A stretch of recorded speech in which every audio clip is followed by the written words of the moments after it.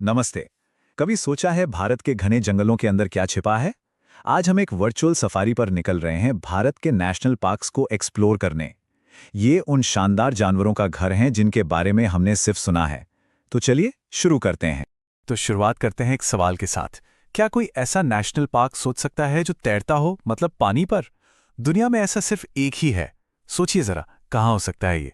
जवाब वो तो आगे मिलेगा। आज के इस यात्रा में हम सबसे पहले तो ये जानेंगे कि नेशनल पार्क होता क्या है। फिर हम भारत के कुछ रिकॉर्ड ब्रेकर पार्क्स के बारे में बात करेंगे, सबसे बड़ा, सबसे छोटा और भी बहुत कुछ।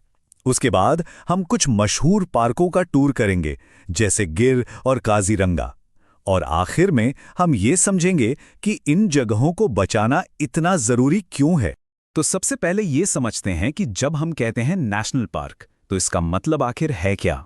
सीधे सीधे कहें तो एक नेशनल पार्क ना प्रकृति के लिए एक सेफ हाउस, एक किला है।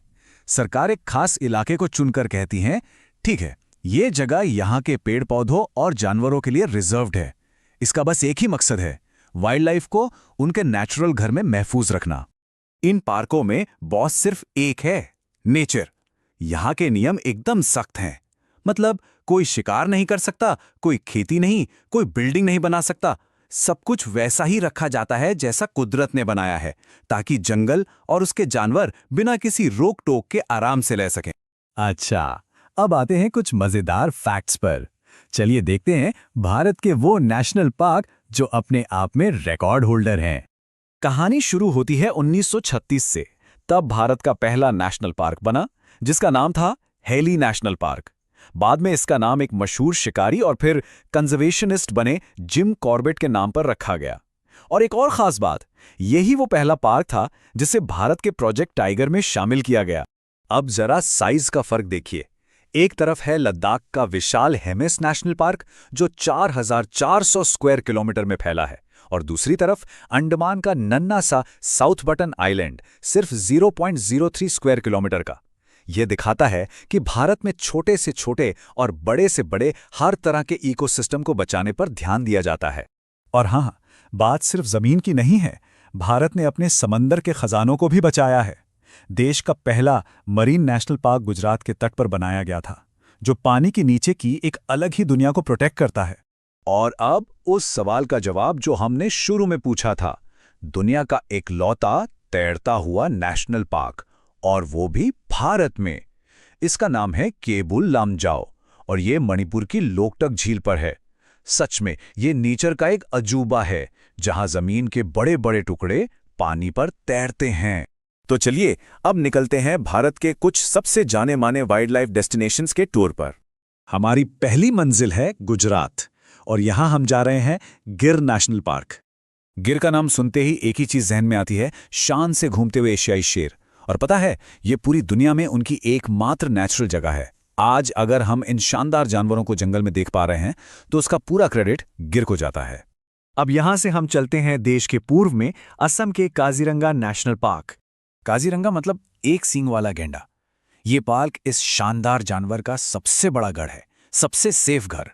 ये इतना इंपॉर्टेंट है कि इसके बारे में अक्सर सवाल पूछे जाते हैं, और ये भारत की कंजर्वेशन सक्सेस स्टोरी का एक बेहतरीन उदाहरण है। हमारा अगला स्टॉप थोड़ा अनोखा है, पेंच नेशनल पार्क। ये इतना बड़ा है कि मध्य प्रदेश और महाराष्ट्र दोनों राज्यों में फैला हुआ है। ये नाम कुछ जाना पहचाना लग रहा है ना? जी हाँ, यही वो जगह है जिसने रुडयार्ड किपलिंग को द जंगल बुक लिखने के लिए इंस्पायर किया था। इसीलिए इसे प्यार से मोगली लैंड भी कहते हैं। चलिए अब चलते हैं पश्चिम बंगाल के विशाल डेल्टा में सुंदरबन नेशनल पार्क। सुंदरबन अपने आप में एक अलग ही दुनिया है। ये घने मैंग्रोव का एक जादुई जंगल है, जहां रॉयल बंगाल टाइगर का राज चलता है। ये दुनिया का अकेला ऐसा नदी डेल्टा है जहां टाइगर रहते हैं। सोचिए, यहां टाइगर पानी में तैरते हैं और खारे पानी के मगरमच्छों के साथ अपना घर शेयर करते हैं। भारत में इतने पार्क हैं कि सब पर बात करना मुश्किल है। तो चलिए कुछ और खास जगहों पर एक तेज नजर डालते हैं।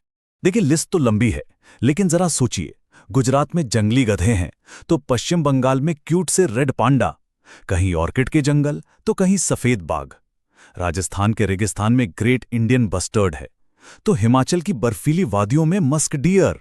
ये डाइवर्सिटी ही तो भारत की असली पहचान है। तो इतनी जगहों की सैर करने के बाद अब आते हैं सबसे बड़े सवाल पर। आखिर ये पार्क इतने जरूरी क्यों हैं? देखिए, ये जगहें सिर्फ घूमने फिरने के लिए नहीं हैं। ये हमारी कुदरती विरासत के खजाने हैं। ये बायोडाइवर्सिटी के वो हॉटस्पॉट्स हैं जो हमारी पृथ्वी का बैलेंस बनाए रखने के लिए जरूरी हैं। ये वो जगहें हैं जहां नेचर आज भी अपने सबसे असली रूप में जिंदा है। ये पार्क हमारे इतिहास की जीती जागती किताबें हैं।